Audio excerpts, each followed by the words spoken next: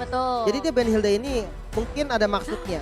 Sementara ya, entah kenapa aku melihat dari tim Apa Hak tuh? mungkin juga Valennya dilempar ke jungle ya. Aduh, Jadi karena tadi mungkin masih trauma ngelihat Eko jungle Valen. Jadi bisa aja nih Valennya dilempar ke jungle. Kenapa? Karena akhirnya konsep yang dimiliki sama teman-teman tim Hak itu bisa jalan lagi tergantung. Wah. Ya memang kecil banget sih, potensinya kecil banget. bentar. Mereka ban Kufra berarti kemungkinan tim Hak mau ngambil Fanny kah? Atau assassin lainnya yang bisa nahan, bisa ngunci. Karena mereka udah buang nih lokernya. Berarti kemungkinan Fanny bisa dimainkan, Link juga bisa dimainkan oleh seorang Gary. Jadi potensinya cukup besar. Assassin kemungkinan juga akan dipick nanti sama Eko. Tapi aku kira tadi Hayabusanya bakal dipick sama Kaltizi. Karena mereka udah buang Hilda kan. Iya. Dan Mungkin kalau misalkan dia ngambil assassin ya, Ya. yang PR-nya cuma satu. apa tuh? Gampang ke bait nanti dari Yuzongnya. Karena cuma misalkan cuma ada satu frontliner, romer apapun itu. Ketika romernya dia papain, Yuzongnya mau nggak mau refleks langsung Black Dragon Form. Dan Iya. itu waste banget sih. Jadi mungkin itu yang dihindari dan kalau untuk Kufra kayaknya respect ban sih. Untuk Respect. tim Hak sendiri. Oke, dan langsung aja jawabannya adalah Link kali ini yang langsung diamankan oleh tim Hak. Tetap ya sekaligus respect ban, sekaligus juga menghindari adanya efek slowing dari Kufra tersendiri dan berarti ini membuka kesempatan juga untuk Fanny bisa diamankan oleh seorang Kaltizi. Mengingat dari tim Hak kan mereka masih punya satu pilihan terakhir nantinya kalau misalnya ingin membuat suatu counter ataupun penghalang lah ya untuk seorang Fanny-nya dan ini dia. Wow. Wow. Isansin, ini menarik sih. Dengan gameplay Isansin ya, cuman high risk high reward. Karena early-nya bisa banget ditabrak. Ini Sun Sin late game banget sih sebenarnya. Karena bisa dibilang dia salah satu jungler yang butuh item juga Banget malah. banget. Apalagi kemarin kan setelah di nerf berkali-kali Iya. Sun Sin sekarang udah nggak sorry itu saya udah gak back to metal gitu loh. Sebenarnya dia di balancing. Jadi ada beberapa yang di nerf, ada beberapa yang di buff. Oke. Kayak pasifnya dia Adjustment tuh ya. kena buff dari pasif ya. Tapi base damage-nya tanpa pasif, pukulan biasanya itu kena nerf. Jadi kalau memang pilot yang handal main Yusun-Shin-nya rasanya rasa di buff. Jadi harus bisa mainin pasifnya dari melee dan juga range-nya untuk Sun Sin. Tapi stopper yang sudah diamankan oleh Eko ini cukup mengambil resiko sih sebenarnya dari Eko. Mereka nggak punya marksman tentunya untuk daerah legend, tapi mereka punya Harit, but it's okay. Tapi aku kira bakal lapu-lapu, namun ternyata bukan lapu-lapu, malah Povius. 3 hero dash, hero Iya. dash, hero jump. Ruby setiap skill dia lompat. Harit buka chrono dash, kalau nggak lompat rugi. Yusun-Shin pun dia punya dash. Jadi benar-benar pick dari Povius ini lumayan enak. Cuman ya satu paling untuk frontlinernya yang harus digarisbawahi sih Iya. dari teman-teman Hak. Dia nggak punya Sandbag. frontliner yang kuat banget. Chow ini akan enak ketika udah ada bait di depan. Tapi nggak masalah. Karena Chow yang jago itu bakal bisa initiate tanpa adanya bait. Oke, bakal jadi satu pertukaran juga nantinya seperti apa kita akan saksikan bersama-sama. Apakah Yusun-Shin benar-benar menjadi sebuah penyelamat atau akan mempersulit tim tersebut. Dan juga di sisi lain kita juga melihat udah ada draft yang cukup menarik. Bahkan dukungan dari kedua tim juga udah mulai terlihat kali ini. Dengan jogetan-jogetannya ya seru banget nih. Itu jogetan apa ya namanya ya? Gak tahu tuh dari Eko. Oke, tapi kita mau melihat seperti apa. Ternyata match point yang masih bisa ditahan oleh tim Hak memasuki game yang keempat. Ini cukup menarik karena Eko selangkah lagi mereka bisa untuk memantapkan langkah mereka di upper bracket berikutnya. Tapi sepertinya tim Hak bakal masih menjadi mara bahaya untuk tim Filipina kali ini. Dan Kaltizi dengan Yusun-Shin aku pengen lihat sih. Karena terakhir ya, aku main sama teman-teman, sama siapa ya waktu itu? Oh, sama Mirko kalau nggak salah. Oke. Dia pakai Yusun-Shin di meta sekarang. Oke. Itu tuh susah banget. Farmingannya bener-bener kayak sekarang kan banyak banget yang bisa ngerusuh kan. Betul. Dan apalagi lihat dari Man dan Lola bakal berfokus Benny Cutie yang bakal coba diincar. Tapi Min kali ini sudah mulai terlihat di area rumputannya dan flicker terpaksa digunakan untuk keselamatan dirinya saja. Dan balik lagi seperti aku bilang, ini Yusun-Shin yang sekarang bukan lagi Yusun-Shin yang dulu. Jadi agak sedikit sulit sebenarnya sampai dia harus dapetin itemnya nantinya. Dia butuh cover yang cukup banyak Iya. sih ya untuk early game, apalagi mengingat adanya seorang Min, adanya Link juga dari seorang Gary, bakalan cukup repot. Bahkan kali mereka udah langsung menuju untuk memberikan suatu gangguan. Gary punya space yang besar banget untuk melakukan perebutan dan first blood berhasil diamankan by Infinix oleh teman-teman dari Eko dan masih akan terus berlanjut menuju ke arah seorang Gary. Gak mau ditanggepin terlalu jauh karena mereka udah terlalu jauh sih untuk bisa masuk ke area buff dari Echo. Duh sakit banget tuh kena Void Crystal ya. Sama seorang Sanji bakal coba dipok dari Mannya sendiri dan Gary. Dengan potensi dari dimana Min yang tadi berhasil di pick off ini ngebuat akhirnya Gary-nya tadi memang agak sedikit terlambat untuk ngerusuh ke area orange buff dari seorang Kartizi. But it's okay karena Kartizi berhasil untuk dapetin first blood-nya. Itu yang dibutuhkan karena Kartizi memang salah satu player yang menurut aku dia bener-bener kayak nunggu momentum sih. Bukan tipikal yang bermain kayak agresif mungkin kayak dari seorang Albert. Atau mungkin bahkan Kairi aja menurut aku di Onyx dia tuh mainnya lumayan pasif loh sekarang. Karena dia tugasnya sebagai eksekutor doang. Iya setuju. Jadi teman-temannya yang bakal coba untuk inisiasi mereka yang akan up dan kali ini untuk Echo berhasil mendapatkan turtle-nya Turtle Stain by UBS Gold. Menjadi keuntungan pastinya untuk mereka meskipun nggak akan terlalu jauh tapi ini impactful lah ya dengan buff yang bisa mereka amankan. Temponya mulai diturunkan lagi oleh kedua tim. Mereka nggak mau terlalu terburu-buru, terlalu beresiko untuk bisa melakukan fight di early game bagi kedua tim. Ya, dan masih menggunakan konsep yang sama ya, di mana pandainya ditaruh di XP lane. Tapi kali ini udah bertukar nih, setelah selesai turtle pertama, mereka lihat udah nggak worth nih strategi kayak gini. Jadi landingnya mending balik lagi aja. Kenapa? Karena katapult yang membawa gold di bagian bawah itu sampai menit 5.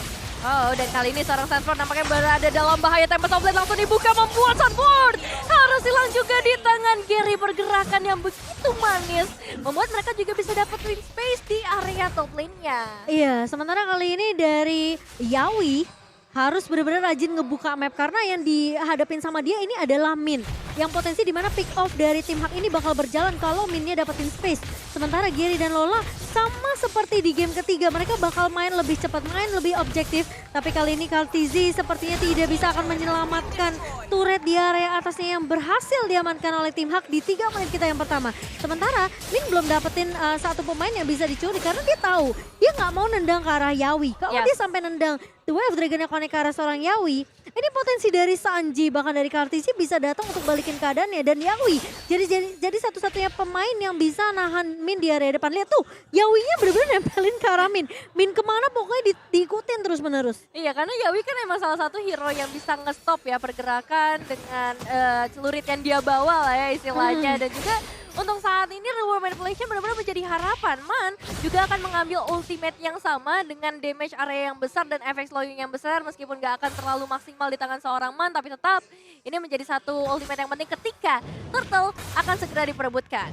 Ya, dan kali ini Turtle Camp by UBS Gold sudah mulai muncul tentunya dan dua tim bahkan sudah mulai bersiap kali ini. Tapi Min, sudah mulai dicicil dengan damage yang begitu banyak. Tapi ternyata Lola mengincar kan seorang Kartizi. Kali ini Minnya masih bisa bersurvive. Tapi ternyata Yawi terjebak di area depan. Reward manipulation dibalas, reward manipulation tapi Sanford mencoba untuk bertahan di area belakangnya. Namun Kartizi akan menjadi incaran terutama tentunya untuk Sanji yang mencoba untuk membackup namun ternyata tidak bisa karena Gary berhasil untuk nge-pick off ke arah seorang Kartizi. Sanford mencoba untuk membackup seorang Sanji. Kali ini Gary yang bakal coba dikejar, nggak punya energi yang cukup dari seorang Gary namun memiliki backup yang begitu luar biasa.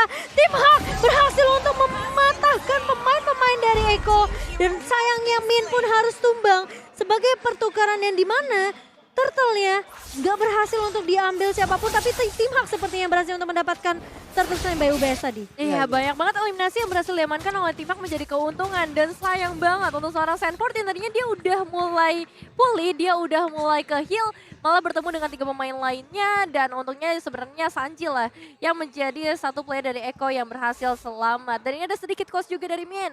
Target utama mereka itu bukan MPL, tapi dari awal mereka planning udah untuk M4. Fokusnya buat M4 Fokusnya untuk M4 dari awal. Oke. Dahsyat ya. Dia udah visioner banget orangnya. Tapi ya dengan buat World Championship, Lim. bener, rotasinya bagus sih tapi. Oke, rotasi kali ini dibawakan lagi oleh kedua romernya. Namun ternyata Yawi yang berhasil ditendang dengan satu buah. The Way of Dragon masih bisa survive. Ini yang tidak mau dilakukan sama Min. Tapi di sisi lain, ini sulitnya Kartizi. Berhasil di-pick off begitu saja. Dan Gary mencoba untuk menahan di area depannya. Lihat Deviant Sword yang berhasil diambil. Pedang yang berhasil dikumpulkan kembali oleh Gary. Dan membuat dia tentunya masih bisa survive dari kejaran seorang Sanford. Dan ini yang aku bilang, Yisunsin tuh udah sulit banget mungkin di early-nya ya. Jadi harus bersabar dari Eko sendiri. Sementara dengan ada conceal play yang dibuka oleh tim Hak ini ngebuat Panda benar-benar bisa dapetin semuanya. Tapi ternyata Yawi, I'm of pemain ini terkena 2 pemain dan bahkan pada mencoba untuk bertahan dengan satu blazing 2 tapi ternyata Sanford datang di depannya. Depangan Yawi berhasil ditumbangkan oleh seorang Benny Cutie. 3 pemain hilang dari tim Hak di area bawahnya Lim Kocul. Wow, ini sebenarnya ya yang momen bagus juga adalah Sanji. Karena dia tahu di mana Panda udah naruh Battle Mirror Image di arah bus belakangnya. Jadi dia udah nggak bisa kabur lagi nih. Dia pindah ke Battle Mirror Image langsung dikasih real world manipulation. Jadi dia udah buka blazing duetnya pun dia nggak akan bisa selamat lagi. Dia nggak bisa kabur dari kotak real world manipulationnya dan ya inisiasi yang bagus memang dari Yawi dengan Time of Vendetta tadi dia dapetin 2. Dia tahu juga target mana yang harus diambil. Sebenarnya rotasi dari tim Hak sekarang itu harus berporos sama Link. Karena damage dari Link yang tadi sakit banget, bahkan Yuzongnya pun gak bisa nahan. Jadi kalau memang dia mau rotasi, utamakan ajak Linknya. Jadi gunakan Link ini dengan maksimal. Jangan sampai Linknya yang udah dominasi di awal, tapi malah presence-nya gak berasa. Pressure-nya malah hilang. Itu yang harus jadi catatan untuk tim Hak sendiri. Iya, dan kalau kita lihat memang dari teman-teman tim Hak sendiri dia potensial banget loh ketika menggunakan metode pick off. Yang baik lagi ya tadi ada seorang Gary, dia dapetin eliminasi pasti. Meanwhile untuk Eko ketika mereka berhasil masuk ke arah team fight, kita tahu sendiri Meteor dari seorang Yusun Sin itu berimpact besar ketika adanya team fight. Itu baru mereka bisa ngedapetin keuntungan menurut aku.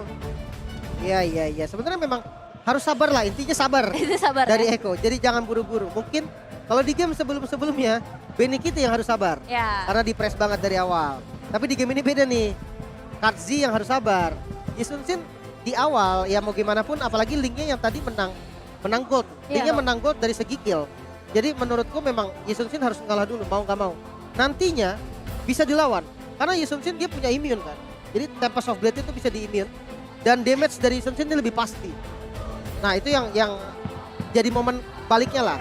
Tapi mungkin itu 5 sampai 7 menit ke depan lah. Jadi harus hati-hati dulu untuk sekarang. Main safe dan jangan kebanyakan kena pick off.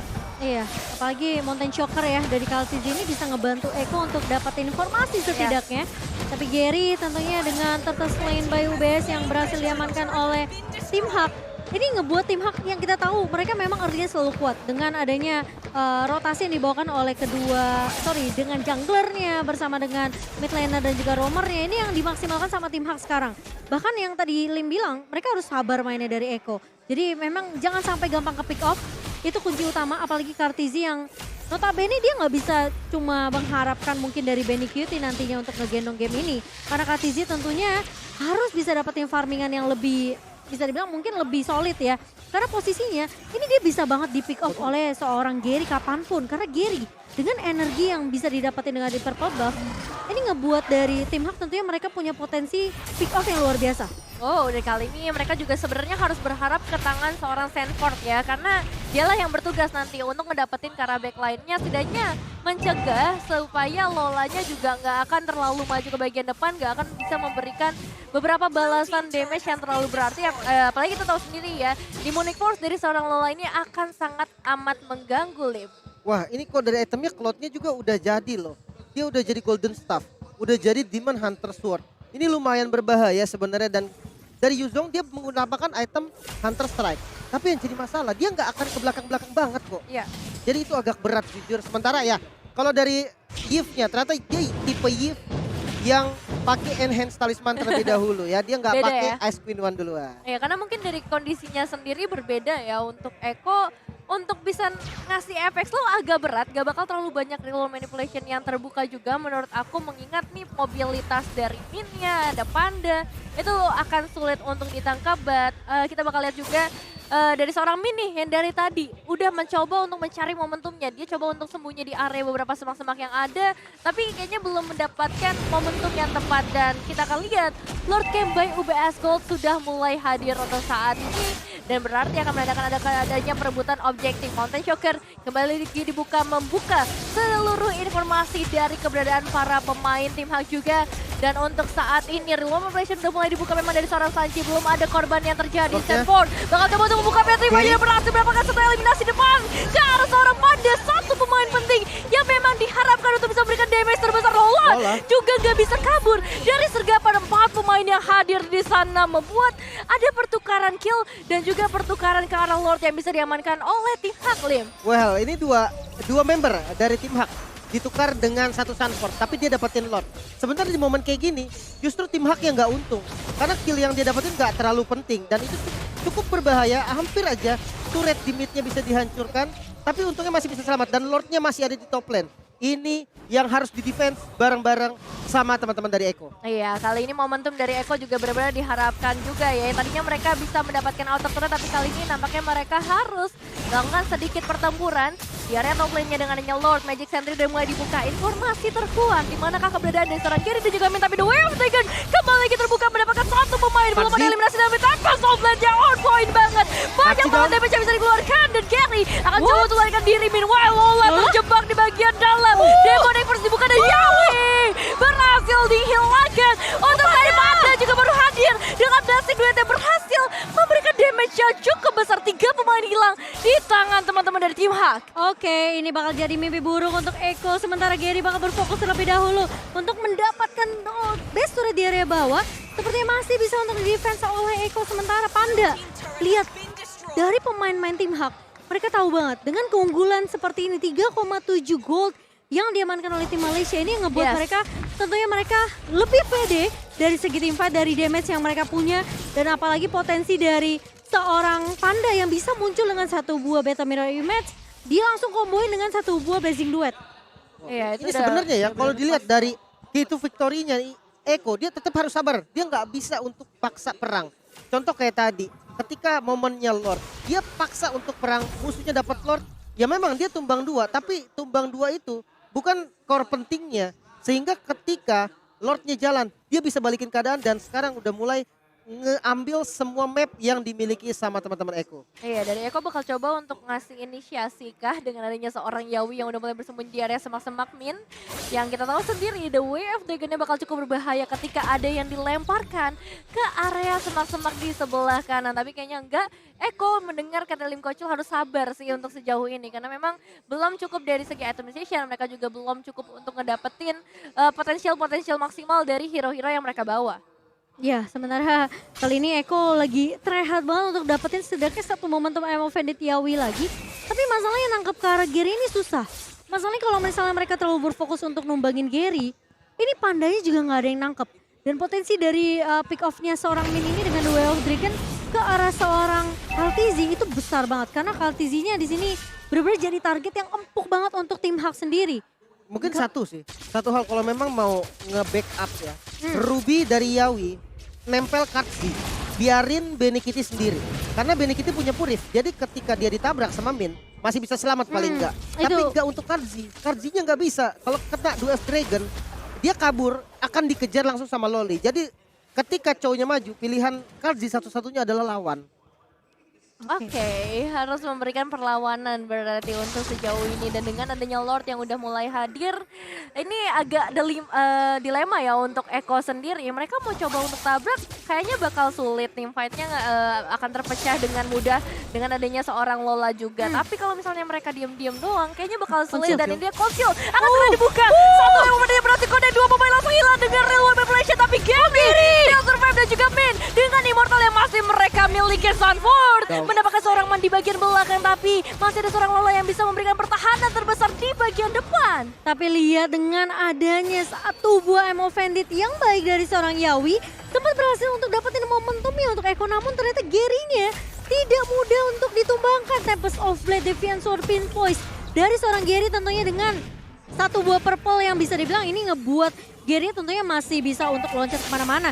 Dan kali ini Gary mencoba untuk nge-pick ke arah seorang Sanji, namun Sanji masih bisa survive tentunya. Dan sepertinya hanya memberikan warning saja dari seorang Gary kali ini. Sementara Lordnya udah mulai dipok oleh tim Hak. Cepet banget dari Panda udah berhasil dapetin beberapa item dan attack yang dibutuhkan. Sementara Lola ngebuka, Sanji ngebuka di Woman Manipulation dan dari Gary berhasil untuk mendapatkan Lord selain Bayu BS. Sementara Yawi bakal menjadi korban kedua kali ini, dan bahkan kali ini dari seorang Yawi juga hilang. Kartizi juga hilang kali ini. Sementara Benny Cutie berhasil untuk menumbangkan Gary, namun ternyata Panda berhasil mendapatkan double kill. Sanford bakal coba dikejar tapi terkena damage begitu perih. Sakit banget damage dari tim Hak dan bahkan membuat Sanji kali ini menjadi orang yang satu-satunya bisa memberikan harapan untuk Eko. Tapi dengan Lord yang berhasil dapat oleh tim Hak ini bakalan memperpanjang nafas dari tim Hak Lola.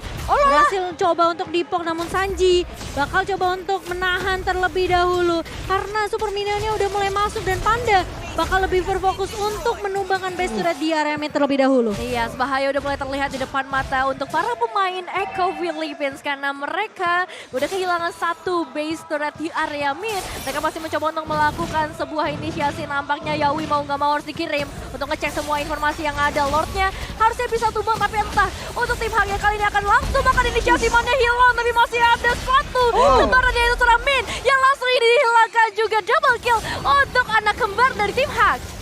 Ini dari Eko ya Lim ya. Aku merasa mereka punya jawaban tuh cuma di Sanford sama Benny Cutie.